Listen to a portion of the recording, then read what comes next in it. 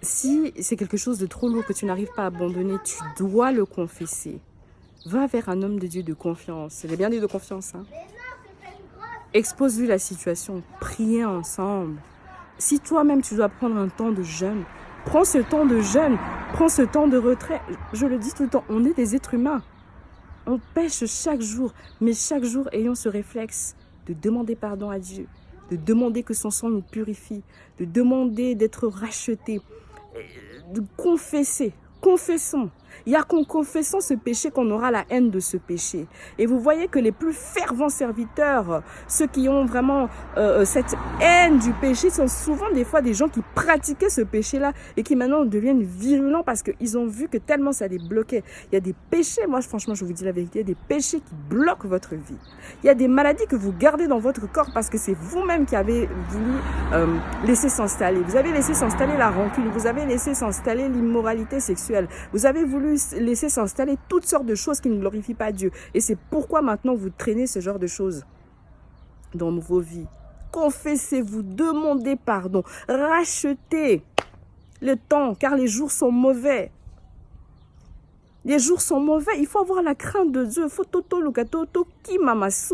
On doit s'éloigner du péché. Vous savez, le diable ne vient pas vers n'importe qui à n'importe quel moment.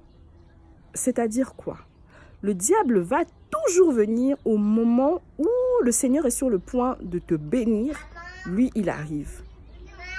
Et il va toujours venir vers une personne qui a une étoile.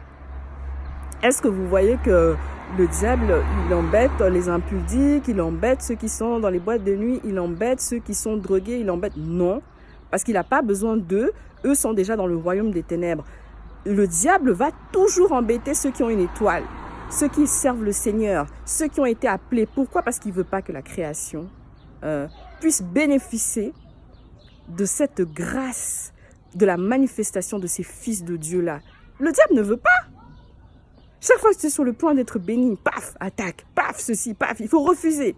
Il y a des choses cycliques. Chaque période de l'année, ça revient. Chaque période de l'année, tu tombes malade. Chaque fois, tu dois te marier, tu ne te maries pas.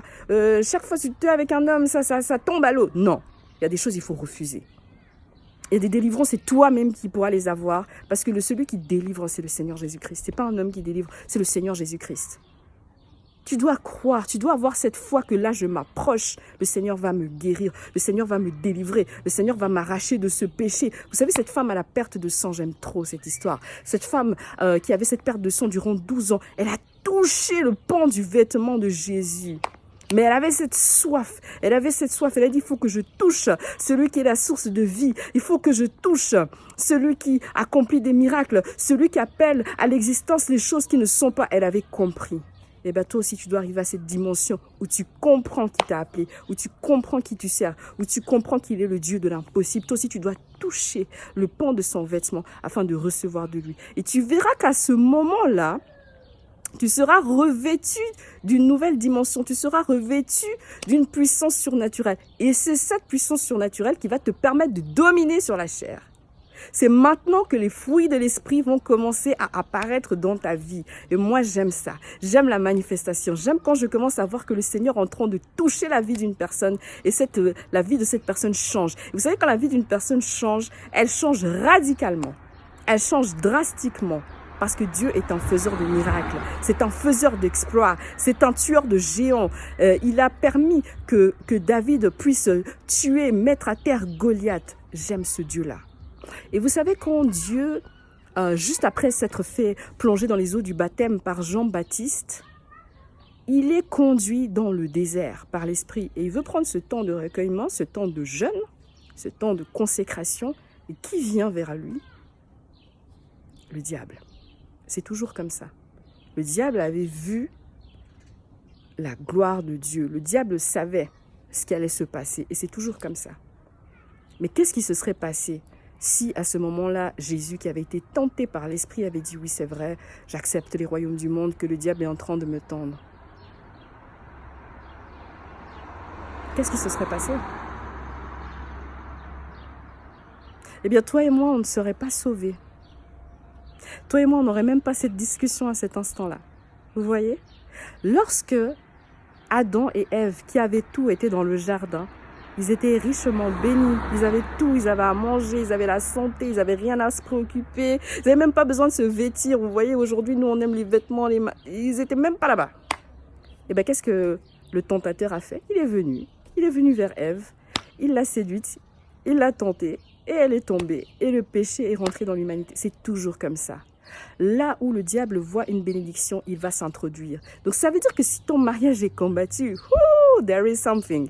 Il y a quelque chose. Il y a une bénédiction qui est là. Il y a une bénédiction qui est là. Le Seigneur sait que si ces deux-là, ils marchent main dans la main, le royaume des ténèbres va perdre du terrain. Ça ne va pas. Mon Dieu, moi je dis rien n'est plus fort. Personne ne peut stopper un couple qui marche dans l'intégrité, un couple qui sert le Seigneur ensemble. Waouh! C'est vraiment des couples qui sont vraiment bénis. Plus. Et c'est pourquoi aussi le diable s'acharne sur tant de mariages parce qu'il sait aussi toute la bénédiction qu'il peut y avoir au travers d'un couple. Il sait l'impact qu'ils peuvent avoir. Donc ne laissez jamais le diable gagner. Dites-vous que le mariage, mais comme toute autre chose, ça peut être n'importe quel combat dans votre vie, tout est une question de décision. Dans la vie, il ne faut pas toujours écouter ses sentiments. Parce que le sentiment, dans le sentiment, il y a sentir et il y a ment. Donc le sentiment nous ment. Le sentiment nous trompe. Aujourd'hui, on peut aimer quelqu'un, le lendemain, on l'aime plus. Mais le mariage est une décision. Nous avons pris la décision de nous engager. Nous avons pris la décision de ne pas divorcer. Et c'est là qu'on peut triompher. C'est sur ces paroles que je vais m'arrêter aujourd'hui. Tenez ferme. Ayez la crainte de Dieu. Servez le Seigneur en esprit, en vérité. Et s'il y a encore des parts de mensonges dans vos vies, des parts qui ne glorifient pas Dieu, alors prenez des temps de repentance et prenez vraiment cette décision de marcher dans la crainte de Dieu. Que le Seigneur vous bénisse abondamment. C'est votre sœur Emma Blessing avec tout mon plaisir. Que le Seigneur vous bénisse. Bye!